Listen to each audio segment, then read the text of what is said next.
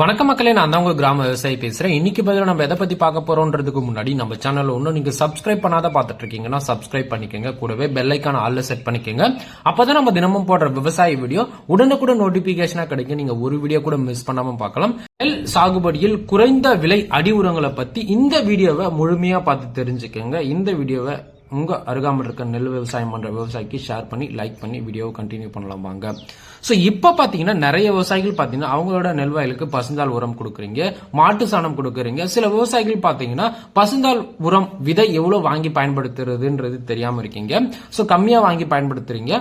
ஆவரேஜா பாத்தீங்கன்னா ஒரு ஏக்கருக்கு பசுந்தாள் விதை அப்படின்னு பாத்தீங்கன்னா 16 கிலோல இருந்து ஒரு 20 கிலோ விதை வாங்கி நீங்க வயல்ல விதைச்சு விடணும். சோ இதுவே நீங்க மாட்டு சாணம் பயன்படுத்துறீங்க அப்படின்னு பாத்தீங்கன்னா ஒரு ஏக்கருக்கு மக்கிய மாட்டு சாணம் அப்படின்னு பாத்தீங்கன்னா 5 முதல் 7 டிராக்டர் வரைக்கும் நீங்க ஒரு ஏக்கருக்கு பயன்படுத்துறீங்க. சோ அதுக்கு கம்மியா பயன்படுத்துறீங்க அப்படின்னு பாத்தீங்கன்னா அதற்கான ரிசல்ட் கிடைக்குமான்றது டவுட் தான். சோ குறிப்பிட்ட அளவு எப்பயுமே பயன்படுத்துறது ரொம்பவே நல்லது. அடி உரம் ஒரு ஏக்கருக்கு பரிந்துரைக்கப்பட்ட அளவு அப்படின்னு பாத்தீங்கன்னா பார்ட் 1ல டிஏபி பாத்தீங்கன்னா 100 கிலோ, யூரியா பாத்தீங்கன்னா 25 கிலோ, பொட்டாஷ் பாத்தீங்கன்னா ஒரு ஏக்கருக்கு 10 கிலோ. இதுல பாத்தீங்கன்னா டிஏபி அப்படின்னு எடுத்துக்கிட்டீங்க அப்படின்னா டை அமோனியம் பாஸ்பேட்டுங்க. இதுல நைட்ரஜன் எவ்வளவு இருக்கு அப்படின்னு பாத்தீங்கன்னா 18% பாத்தீங்கன்னா தயிர் சத்து, பி பாஸ்பரஸ் 46% மணிச்சத்து, கே பொட்டாசியம் சாம்பல் சத்து பாத்தீங்கன்னா இந்த உரத்துல கிடையவே கிடையாது. இந்த உரத்தின் நன்மை அப்படின்னு பாத்தீங்கன்னா ஆயமான மற்றும் வலுவான வேர் வளர்ச்சிக்கு இந்த உரம் பாத்தீங்கன்னா ஊக்குவிக்கிறது. அளவுக்கு அதிகமாக இந்த உரங்களை நீங்க பயன்படுத்துறீங்க அப்படின்னு பாத்தீங்கன்னா உங்களோட நெல்வாயில பாத்தீங்கன்னா பாசி கட்டும். அதனால பாத்தீங்கன்னா நெல்வாயில் பாத்தீங்கன்னா சீக்கிரமா பச்சவே கட்டாதுங்க.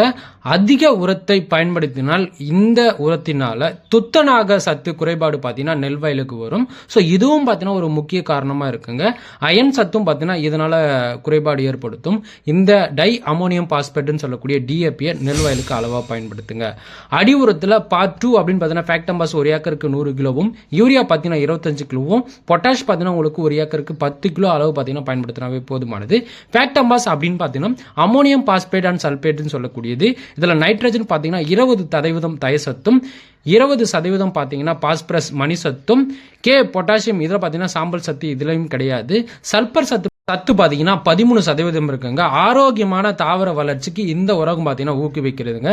நெல் பயிருக்கு ஆரம்ப கட்டத்தில் நைட்ரஜன் பாஸ்பரஸ் சத்துக்களை அளவாக வழங்குவதற்கு இந்த உரம் பாத்தீங்கன்னா கேதுவாவே இருக்கும். அது மட்டும் இல்லாம இந்த உரத்தின் ஒரு முக்கியத்துவம் அப்படின்னு பாத்தீங்கன்னா துத்தநாக சத்து 0.5% பாத்தீங்கன்னா ஜிங்க் பாத்தீங்கன்னா இந்த உரத்துல இருக்குங்க. சோ அதனால பாத்தீங்கன்னா நிறைய விவசாயிகள் பாத்தீங்கன்னா அடி உரத்துல ஃபேக்டம்பாஸ் பயன்படுத்துனீங்க அப்படின்னு பாத்தீங்கன்னா உங்களோட நெல் வயல் நல்லாவே பச்சு கட்டும். சோ இந்த சம்பா பட்டத்திற்கு இந்த ஃபேக்டம்பாஸை நீங்க பயன்படுத்துங்க. மூன்றாவதா பாத்தீங்கன்னா எஸ்எஸ்பி. இது பாத்தீங்கன்னா ஒரு ஏக்கருக்கு 150 கிலோ இருந்து 200 கிலோ வரைக்கும். யூரியா அப்படின்னு பாத்தீங்கன்னா 25 கிலோவும், பொட்டாஷ் பாத்தீங்கன்னா உங்களுக்கு 10 கிலோ பயன்படுத்தினாவே போதுமானது.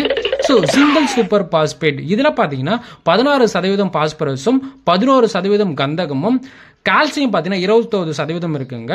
நெல் பயிரின் அதிகப்படியான வேர் வளர்ச்சிக்கு இந்த உரம் பாத்தீங்கன்னா வழிவகுக்கும். டிஏபிக்கு மாற்று உரமா நீங்க இந்த உரங்களை பயன்படுத்தலாம்.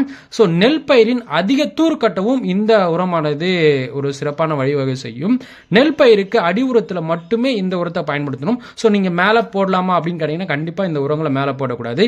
இந்த உரங்களை அடி உரமா மட்டும் பயன்படுத்துங்க, மேல் உரமா நீங்க பயன்படுத்த வேண்டாம். சோ அதுக்கு சில மாற்று உரங்கள் இருக்கு. சோ அதை பத்தி நீங்க தெரிஞ்சுக்கணும் அப்படின்னு பாத்தீங்கன்னா மறக்காம கமெண்ட்ல உர மேலாண்மைன்னு கமெண்ட் பண்ணுங்க. கண்டிப்பா அதற்கான வீடியோவை நான் கூடிய சீக்கிரமா போடுறேன். அடுத்தபடியா பாத்தீங்கன்னா யூரியாவில் உள்ள தயிர் சத்து எவ்வளவு இருக்கு அப்படின்னு பாத்தீங்கன்னா 46% அதிகப்படியான நைட்ரஜன் சத்து உள்ள உரம் அப்படின்னு பாத்தீங்கன்னா யூரியா தாங்க. நெல் பயிருக்கு தயிர் சத்து சரியான அளவுல கிடைக்கல அப்படின்னா உங்களோட நெல் வயல அதிகப்படியான தூர்களை கொண்டு வர முடியாது. சோ ஆரம்ப கட்டத்துல இலைகளின் பச்சை நிறத்தை உற்பத்தி செய்ய கண்டிப்பா நீங்க யூரியா வழங்கணும். அதே சமயம் உங்களோட நெல் வயல்ல களைகள் அதிகமா இருந்துச்சு அப்படின்னு பாத்தீங்கன்னா அந்த பருவங்கள்ல நீங்க யூரியா வீசுனீங்க அப்படின்னு பாத்தீங்கன்னா களைகள் அதிகமா வளர்ந்துரும். அதனால பாத்தீங்கன்னா களைகளை கட்டுப்படுத்திட்டு நீங்க யூரியாவை பயன்படுத்துங்க. யூரியாவை அளவுக்கு அதிகமா பயன்படுத்தினீங்க அப்படின்னா உங்களோட நெல் வயல்ல என்ன பிரச்சனை வரும் அப்படின்னு பாத்தீங்கன்னா குலை நோய், புகையான், தண்டு துளைப்பான் இந்த மாதிரியான பிரச்சனைகள் பாத்தீங்கன்னா ஈஸியாவே உங்களோட நெல் வயல்ல ஏற்படும். சோ அதற்கு யூரியாவும் ஒரு காரணம். எம்ஓபி அதாவது மெரிட் ஆஃப் பொட்டாஷ் சொல்லக்கூடியது ஆரோக்கியமான வேர் வளர்ச்சியை தூண்டுறதுக்கு இந்த உரத்தை நீங்க பயன்படுத்துறாங்க. நெல் பயிரை தாக்கும் குலை நோய், இலையுறை கருகளுக்கு இந்த உரத்தையே நீங்க பயன்படுத்தலாம். இந்த உரத்தை பயன்படுத்துறீங்க அப்படின்னு பாத்தீங்கன்னா ஒரு சிறந்த நோய் எதிர்ப்பு சக்தியா இருக்கும். நீங்க நெல் வயலுக்கு பொட்டாஷ் பயன்படுத்துறதால நெல் வயலோட தண்டை பார்த்தீங்கன்னா வலிமைப்படுத்தி நெல் வயலை பார்த்தீங்கன்னா கீழே சாயாம பார்த்துக்கும். நெல் வயலின் கட்டும் தூர்களின் சமச்சீரான வளர்ச்சிக்கு நீங்க பொட்டாஷ் பயன்படுத்தணும். நெல் வயலில் அதிகப்படியான மகசூல், தரமான தானியங்களை நீங்க கொண்டுட்டு வரணும் அப்படின்னு பார்த்தீங்கன்னா, அதிகப்படியான வெயிட்டும் வரணும் அப்படின்னு பார்த்தீங்கன்னா நெல்லுக்கு நீங்க கண்டிப்பா பொட்டாஷை பயன்படுத்தணும். நிறைய விவசாயிகள் பார்த்தீங்கன்னா பொட்டாஷ் விலை அதிகமா இருக்கிறதால பயன்படுத்தாம விட்டுறீங்க.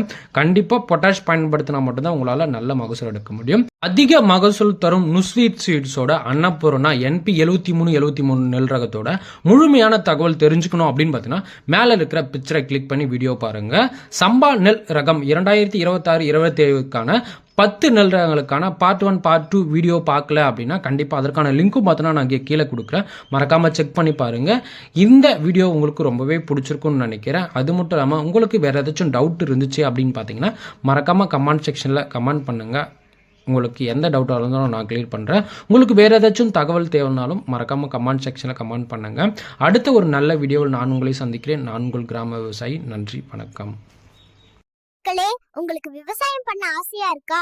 அத பத்தி அதிகமா தெரிஞ்சுக்கணும்னா கிராம விவசாயி யூடியூப் சேனலை சப்ஸ்கிரைப் பண்ணுங்க.